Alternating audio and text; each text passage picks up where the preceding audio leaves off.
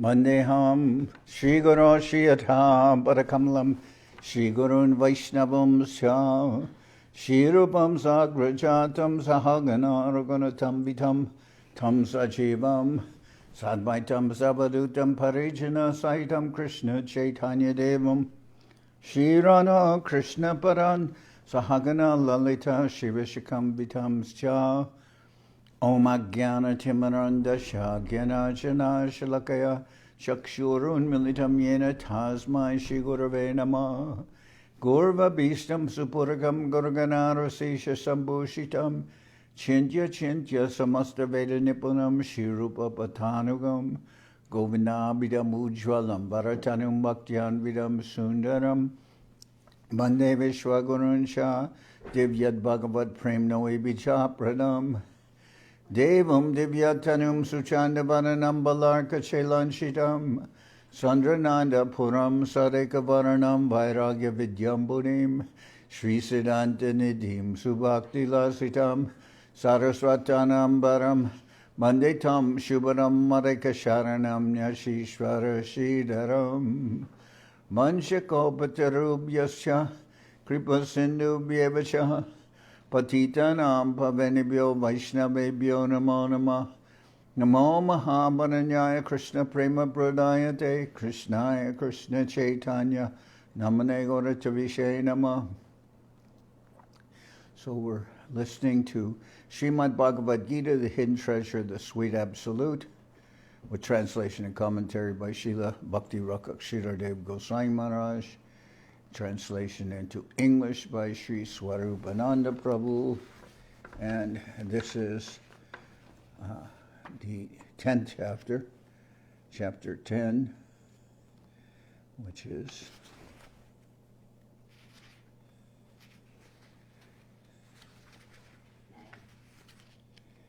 chapter 10.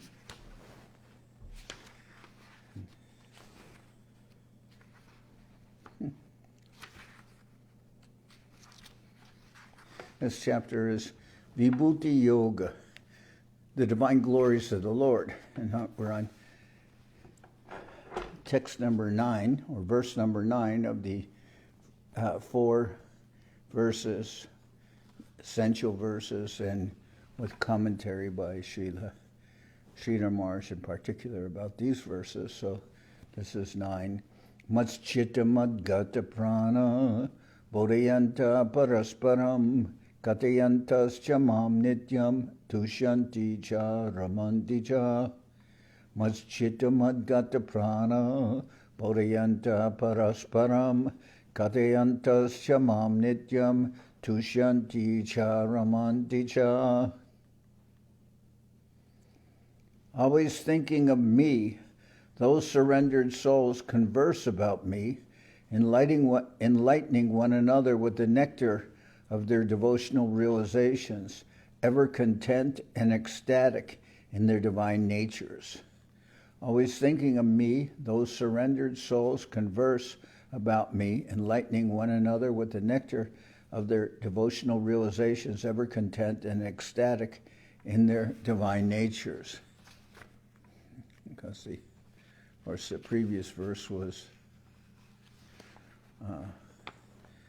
aham sarvasya prabhavo mata sarvam pravartate iti matva bhajanti mam buddha bhava samanvita. I am Krishna, the sweet absolute, the origin of all, the entire universe of material and transcendental play, activity, purpose, and the Vedas and allied scriptures which give guidance, all evolved from me alone. Realizing this hidden treasure, persons of fine theistic intelligence surpass the mundane and embrace the path of love divine, Raga Marg, and adore me forever. And now, so that was, I am Krishna, the sweet absolute, the origin of all, the entire universe of material and transcendental play, activity, purpose, and the Vedas, and allied scriptures which give guidance, all evolved from me alone. Realizing this hidden treasure, Persons of fine theistic intelligence surpass the mundane and embrace the path of love divine, Raga Marg, and adore me forever.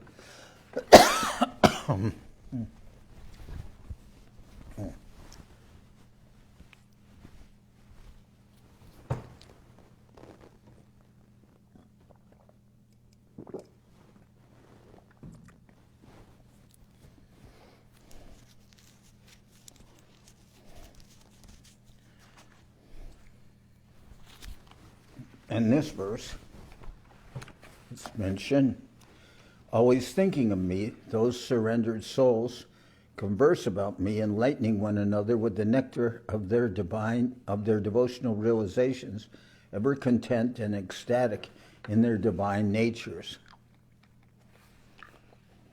The Supreme Lord Krishna, there's a commentary. The Supreme Lord Krishna is speaking about his pure devotees. I am in the heart of their hearts, in their every thought. Their entire energy, their whole life, is dedicated to my satisfaction. They converse with one another about me and experience mutual enlightenment. They always love to talk about me with whoever they meet and nothing else. For every time, place, and circumstance, I am the only subject of their discussion. They find very much satisfaction in this, tushyanti cha. Up to the divine relationship of parenthood, there is the feeling of satisfaction. Furthermore, ramanti cha, just as a wife enjoys a conjugal relation with her husband, the devotees similarly feel such ecstasy in my intimate company when speaking about me. This has been mentioned by the previous acharyas.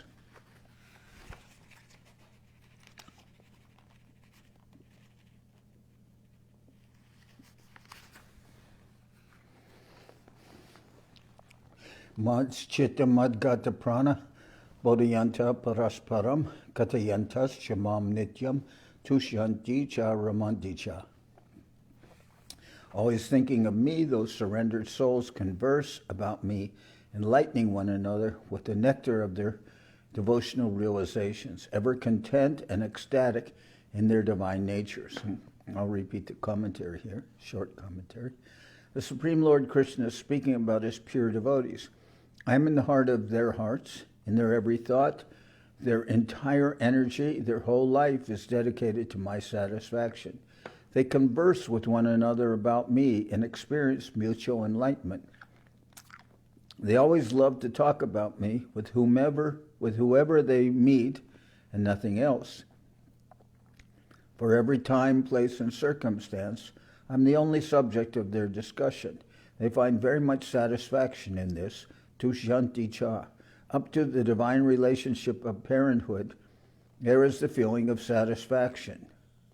Furthermore, ramanti cha, just as a wife enjoys a conjugal relationship with her husband, the devotees similarly feel such ecstasy in my intimate company when speaking about me. This has also been mentioned by the previous acharyas.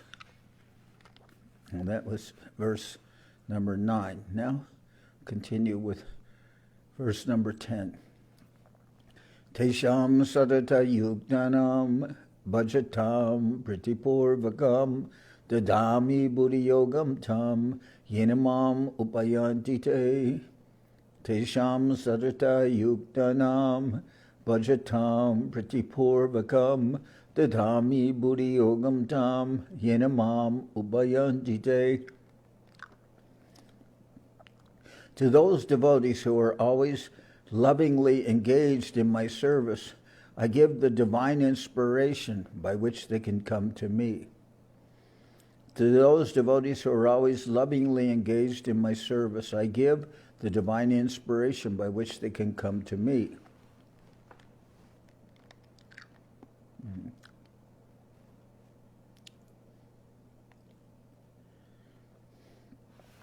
The Lord says, the highest group of my servitors whose devotion was described in the previous verse by the word ramanti are those who are constantly engaged sadhata yukta in my service and concerthood, madhura ras, with heartfelt love. Bhajatam pratipurvakam. Then he says that he will give them further inspiration or inner instruction by which they can come to him, yena mam upayantite. When already in the previous verse, the devotee service to the Lord has been described as eternal by the words nityam and sadhata yukta, now the statement that he will give them further inspiration by which they can come to him may appear to be redundant. Therefore, in the expression mam upayantite, they will come to me, the word upayanti must be defined as parakiya bhavena upapati. Pati means husband, and upapati means paramour. In Vrindavan, Lord Krishna is not considered a lawful husband, but he is the Lord of the heart, transcendental to even the husband, parakiya ras. Deceiving their husbands, the gopis of Vrindavan unite with Krishna.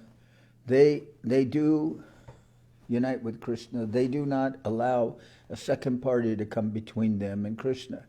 They cannot allow the interception of social law or even scriptural regulation because Krishna's position is absolute, and such a relationship is more relishable to him. This is Vrindavan and Bhajan, and this is the meaning of upapati. My relationship with them is independent of everything conceivable, including law, society, and the scriptures. It is most innate and natural, and it does not require any social or scriptural sanction. I say to them, you may show formal respect to all these restrictions and live in this society, but from the heart of your heart, you are mine. This is the special inspiration and insight I give those devotees, Vibhuti-yogam yena mam upayantite. Externally, there are social and scriptural demands, but my position is over and above them. Veda is my instruction for the benefit of the masses who have deviated from me, and society is also under the jurisdiction of those general instructions given to the people by me.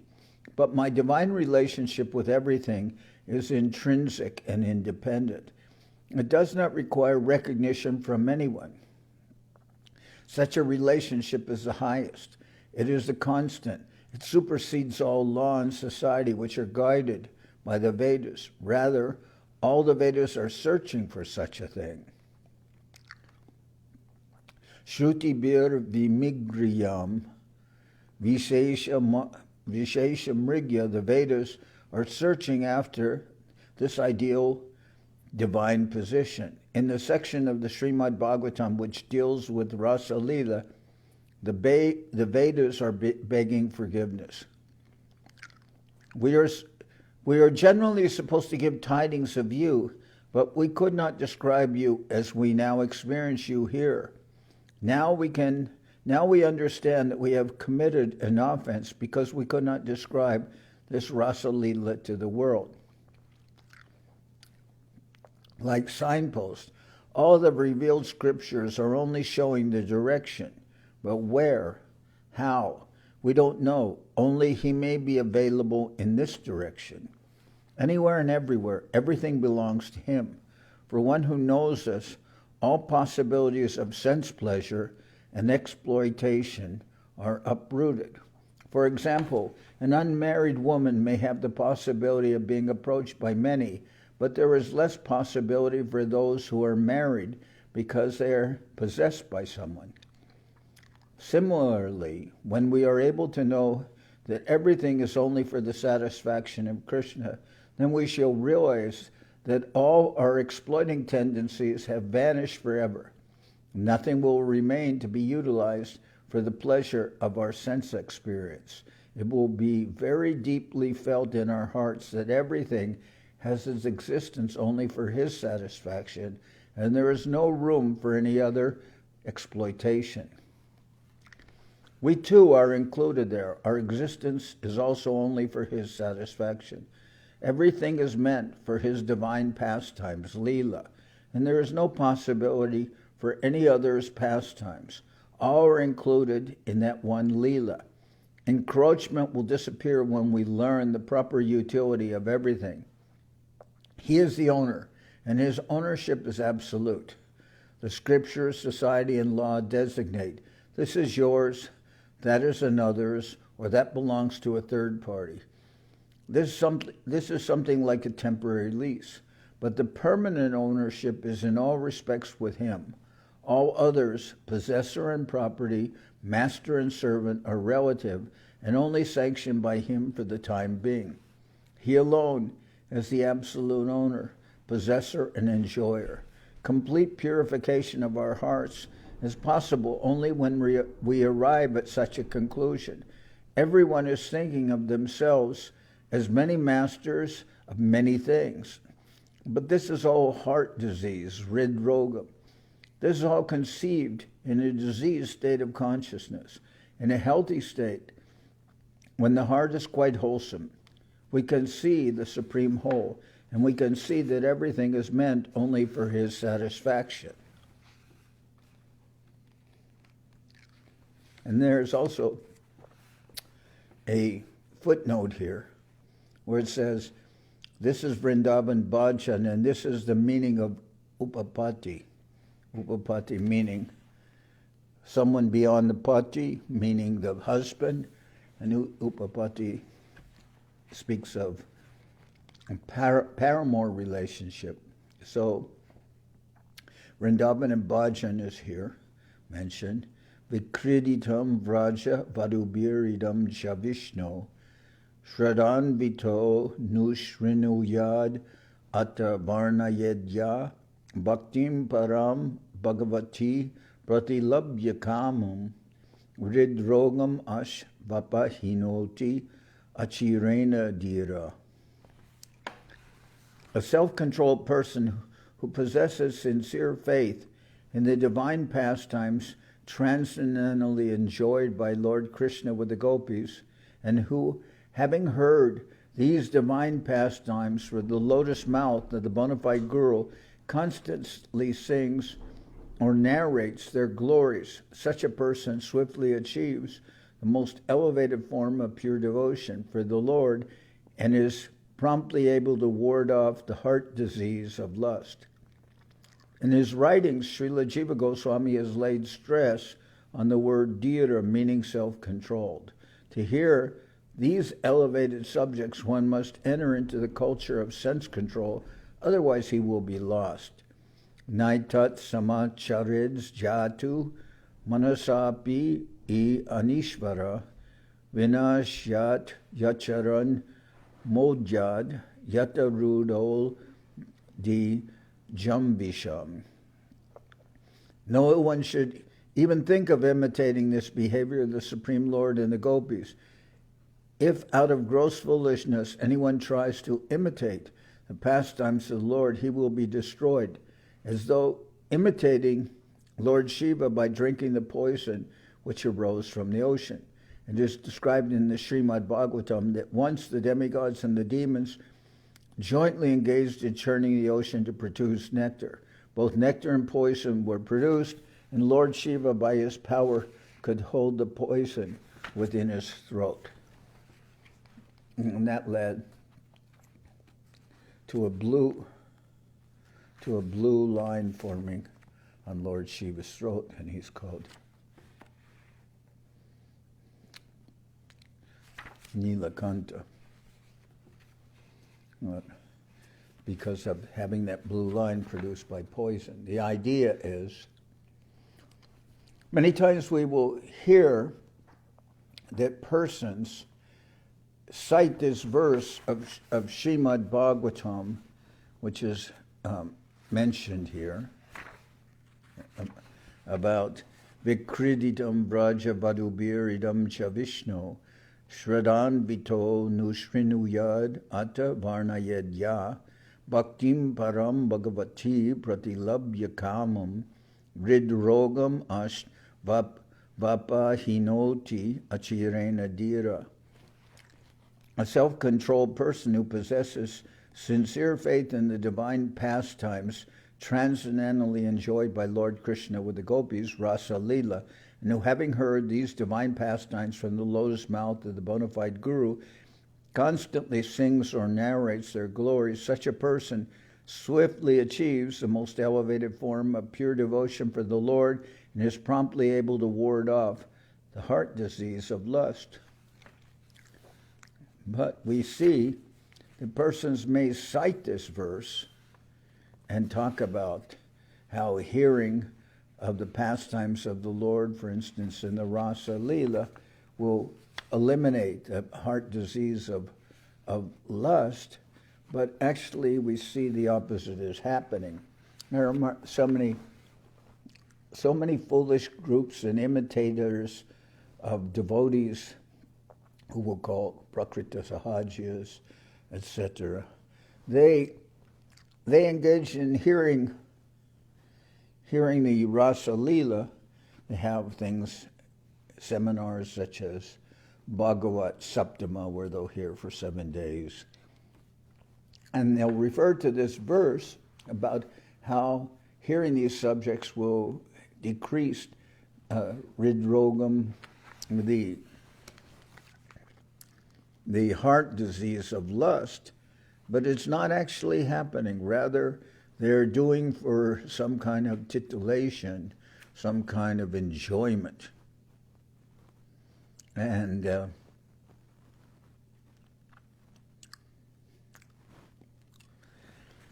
there is no question of purification. Rather, it's just the opposite. Some contamination is occurring.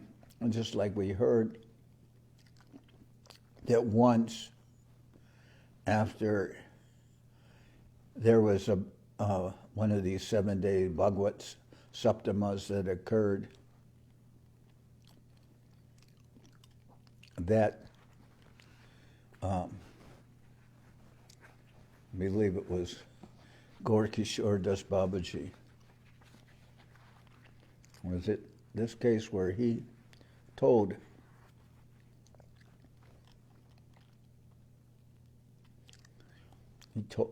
told afterwards, "Oh, please clean this place with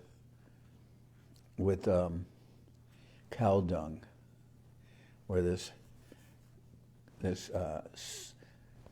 Saptama had taken place. And someone said, "But why? They were reciting the Srimad Bhagavatam here. Why would they need to clean that place?" And then he said, "Did you hear Srimad Bhagavatam?" "I didn't hear Srimad Bhagavatam. I only heard taka, taka, taka, taka. I only heard money, money, money, money. I didn't hear Srimad Bhagavatam." In other words, it was just organized for enjoyment and for the purpose of raising money. It was a materialistic endeavor. So people misuse this verse.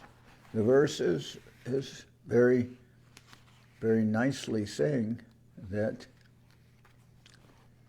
a self-controlled person who possesses sincere faith in the divine pastimes transcendently enjoyed by Lord Krishna with the gopis, Rasa Leela, and who, having heard these divine pastimes from the lotus mouth of the bona fide guru, constantly sings or narrates their glories, such a person swiftly achieves the most elevated form of pure devotion for the Lord and is promptly able to ward off the heart disease of lust. And as I'm saying, that is not happening because people lack the required devotion and purity to be able to properly hear these verses. And they do it only for their own enjoyment. And what we're seeing in society, well, first I'll mention the word upapati. This means a paramour. But when Krishna is dancing with the gopis, yes, they have husbands, and they're leaving their husbands and going to meet with Krishna, and they cross over all scriptural injunctions, all moral codes of society, they leave their husbands and they go to see Krishna.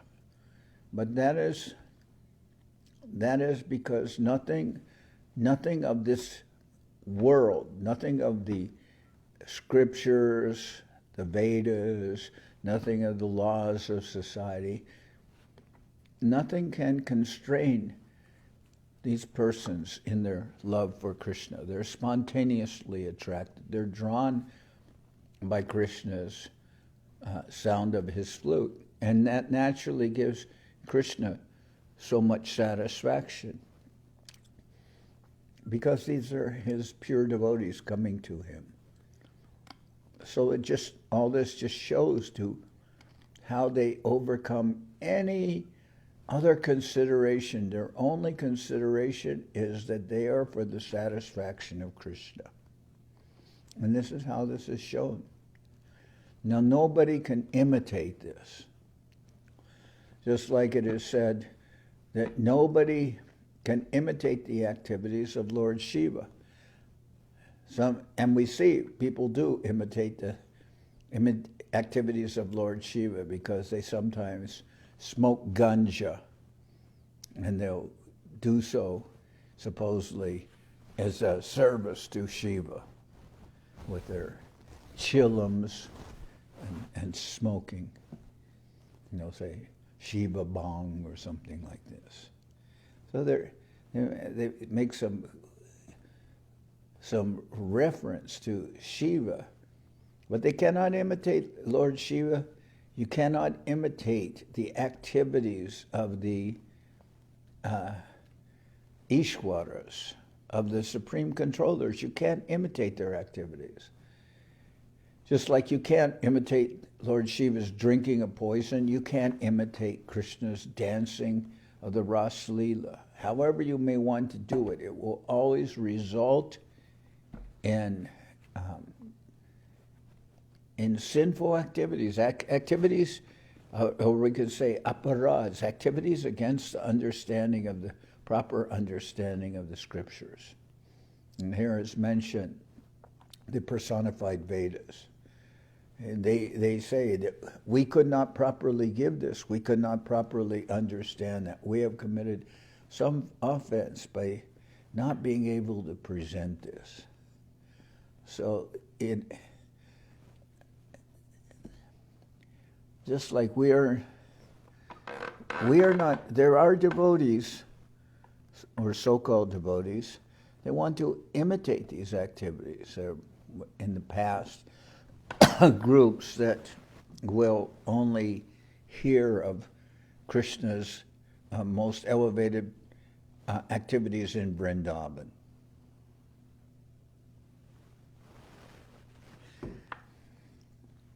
For instance, the Gauranga Nagaris, they try to think of Chaitanya Mahaprabhu, who is for us, who is showing us the activities of the Acharya.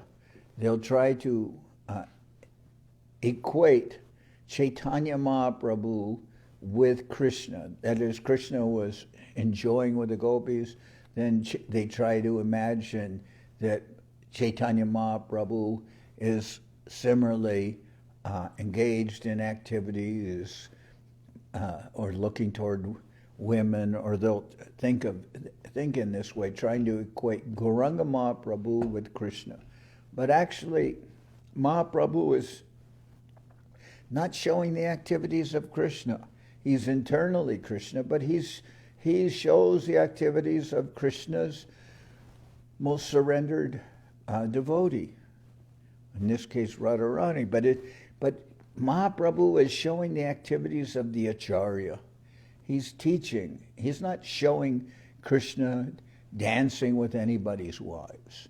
Mahaprabhu rather is not even looking in the direction of women. He was such a strict virakta sannyas. He is, even when the devotees would visit him, Mahaprabhu was very reserved in his activities.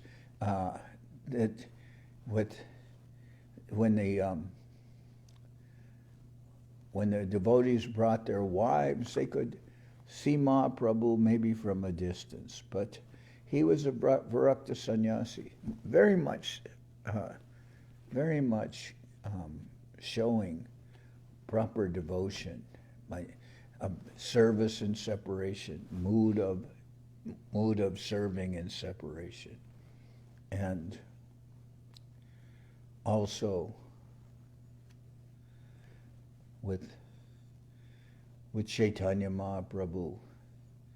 His activities are, as I said, the indication of the Acharya. Not as the Gauranga Nagaris would imagine that Mahaprabhu is like Krishna enjoying. No. Krishna's business may be to enjoy, but Krishna's activities are those of the Lord himself, and everything is flowing towards the center. Everything is for Krishna's satisfaction. Ishvara Parama Krishna Satchidananda Vigraha Anadir Govinda Sarva Karana Karanam. And Krishna's position is always above. He is transcendental to all the activities of this world, and actually all waves are flowing towards the center for Krishna's satisfaction. Or Srila Sridhar Maharaj would always say, Krishna is for himself and by himself. He's the cause of all causes. Krishna is by himself. That there is no cause of Krishna. He's the Lord. And there is no reason or cause for him. He is the Parameshvara. And similarly, Krishna is for himself, because everything and everyone is ultimately is engaged in a loving relationship with Krishna. It's not just a question of serving, but it's a question of a loving relationship with Krishna, serving with genuine affection. So Krishna is also by himself, and he's for himself. Krishna is the supreme enjoyer. And that is Krishna's divine position. And Krishna is neither showing any lust, because everyone has a loving relationship with Krishna. Before Krishna, nobody has any ownership. We cannot talk about any rights or any ownership before Krishna. There is not, such a thing doesn't exist. The Vedas may give so many injunctions, but all these injunctions are meant to bring one to an understanding of one's relationship with Krishna, and to be able to happily and spontaneously, lovingly relate in service with Krishna and have a reciprocal loving relationship with him. So that is what's happening. And Mahaprabhu is rather, he's the Brahman, he's a sannyasi, he's showing very strict devotion, which is done in the mood of service and separation, and in behaving and showing perfect example for a devotee. Perfect. What is true devotion? What is true service? Then Mahaprabhu is showing the activities of the Acharya. He's showing what is the perfect example for one who is to engage in devotional service. So we have now read verse number 8, and today we read verse number 9 and 10 here. This number 10, I'll repeat the translation. Tesham sadita yuktanam bhajatam pratipurvakam dadami Vibhuti-yogam tam yenamam upayantite. To those devotees who are always lovingly engaged in my service, I give the divine inspiration by which they can come to me. So tomorrow we'll continue with this reading. We'll read the fourth of these four verses, verse number 11.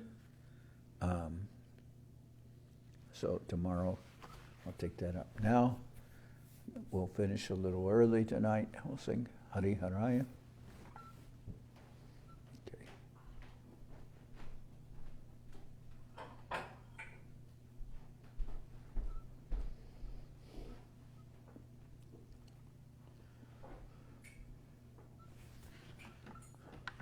Maybe give me that mridanga, because if I play the kartos, then they sound very piercing over this. Careful, over this microphone. Mm-hmm.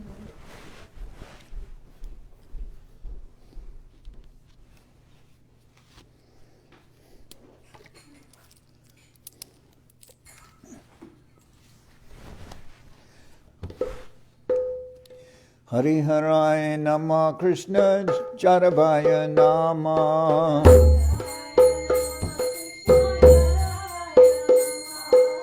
Jaravaya Madhavaya Keshavaya Nama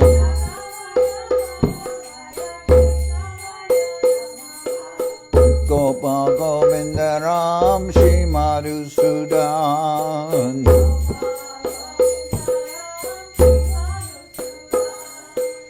Giridhari Gopinath Mananaman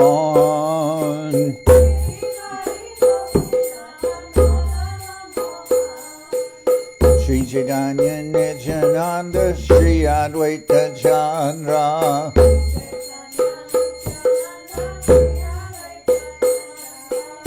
Gadadhara Shiva Sadi Gaura Bhakta Vrinda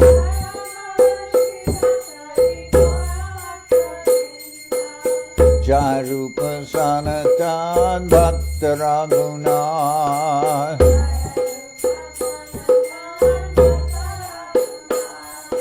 Shri Jiva Gopala Bhakta Dasa Raghunath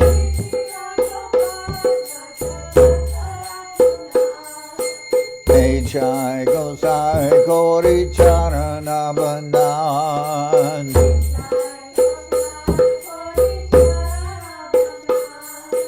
Jai Te Vignana Shabishta Puran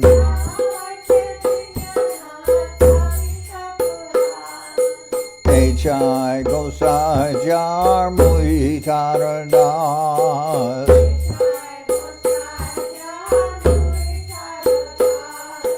Tasavar Padarenu Mora Panchagras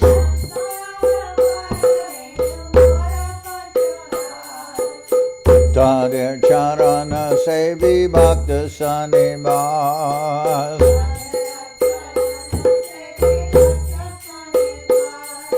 Janame Janame More Abhilash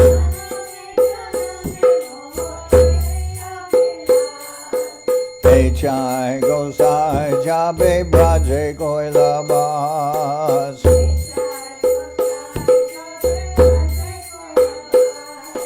Radha Krishna Nitya Leela Korila Prakash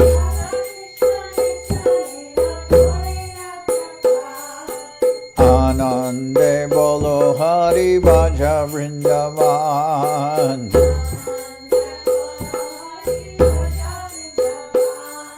Shri Guru Vaishnava Pade Majai Aman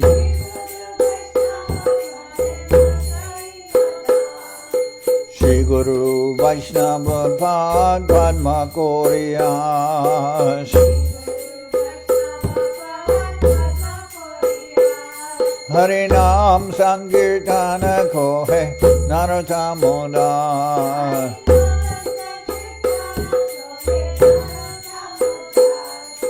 Shri Guru Vaishnava Pad Padma Koriyash Harinam Sankirtana Kohe Naratamoda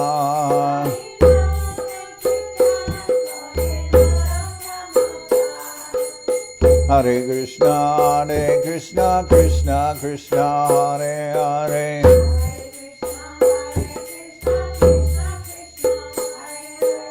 Hare Rama, Rama Rama, Hare Hare.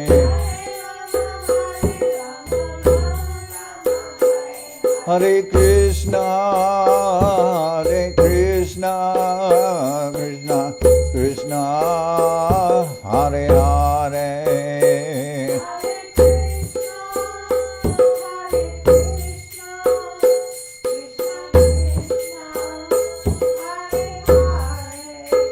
Hare Rama, Rama Rama, Hare Hare.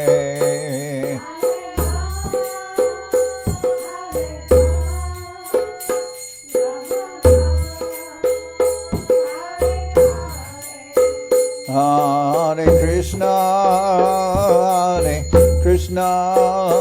Krishna Krishna, Hare Hare.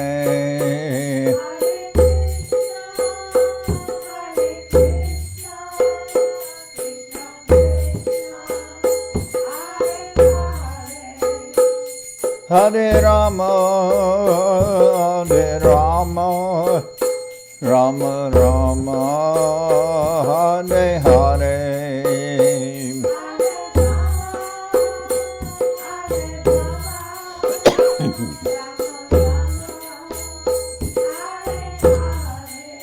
Nitai Gora Haribo, Haribo, Haribo, Haribo.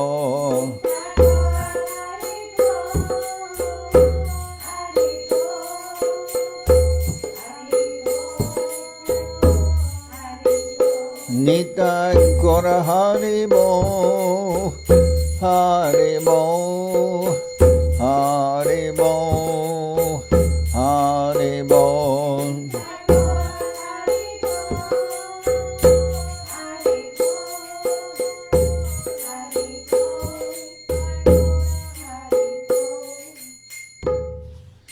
Jai Saparikara Shishi Guru Garanga Gandharvika Giridhari Joki Jai. Jayom Vishnupad Paramansa Paravajakacharya Statara Sadarshi Shimad Srila Bhakti Nirmal Acharya Maharaj Ki Jai. Jayom Vishnupad Paramansa Paravajakacharya Statara Sadarshi Shimad Srila Bhakti Sundar Govinda Dev-Goswami Maharaj Ki Jai. Jayom Vishnupad Paramansa Paravajakacharya Statara Sadarshi Shimad Srila Bhakti Rakshak Sridhar Dev-Goswami Maharaj Ki Jai. Jai Bhagavan Srila Bhakti Sananda Saraswati Goswami Thakur Ki Jai. Jayom Vishnupad Srila Gaur Kishore Das Babaji Maharaj Ki Jai. Jayom Vishnupad Srila Satchidananda Bhakti Vinod Thakur Ki Jai. Jayom Vishnupad Vaishnava Sarvabhauma Srila Jagannath Das Babaji Maharaj Ki Jai. Rupanuga Guru Marga Ki Jai, Namachari Srila Haridas Thakur Ki Jai, Shri Rupa Sanatana Bhatta Raghunath, Shri Jiva Gopal Bhatta Dasha Raghunath, Shad Goswami Prabhu Ki Jai, Premsigo Shri Krishna Chaitanya, Prabhu Nityananda, Shri Advaita Gadadhar, Shri Vasani, Shri Gaura Bhakta Vrinda Ki Jai. Vishvabaranya Srila Bhaktivedanta Swami Maharaj Prabhupada Ki Jai. Ananta Koti Vaishnava Vrinda Ki Jai, Sri Chaitanya Saraswat Mat Acharya Vrinda Ki Jai, Sri Navadip Dham Ki Jai, Sri Mayapur Ki Jai, Saparshada Sri Nityananda Prabhu Ki Jai, Saparshada Shriman Mahaprabhu Ki Jai, Sri Koladvip Ki Jai, Sri Chaitanya Saraswat Mat Ki Jai, Soquel Sri Chaitanya Saraswat Seva Ki Jai, Ganga Devi Ki Jai, Tulasi Maharani Ki Jai, Bhakti Devi Ki Jai, Sri Vrindavan Dham Ki Jai, Shishi Radha Krishna Gopi Govardhan, Sham Kunda Radha Kunda Kalindi Yamunajo Ki Jai, Samaveda Bhakta Vrinda Ki Jai, Shri Harinam Sankirtan Ki Jai, all the assembled devotees Ki Jai, Shri Mahesh Pandit Tirobha Mahotsav Ki Jai, Shri Udaran Das Thakur Tirobha Mahotsav Ki Jai, all the assembled devotees Ki Jai, Gaur Premanande Hari Hari Bol.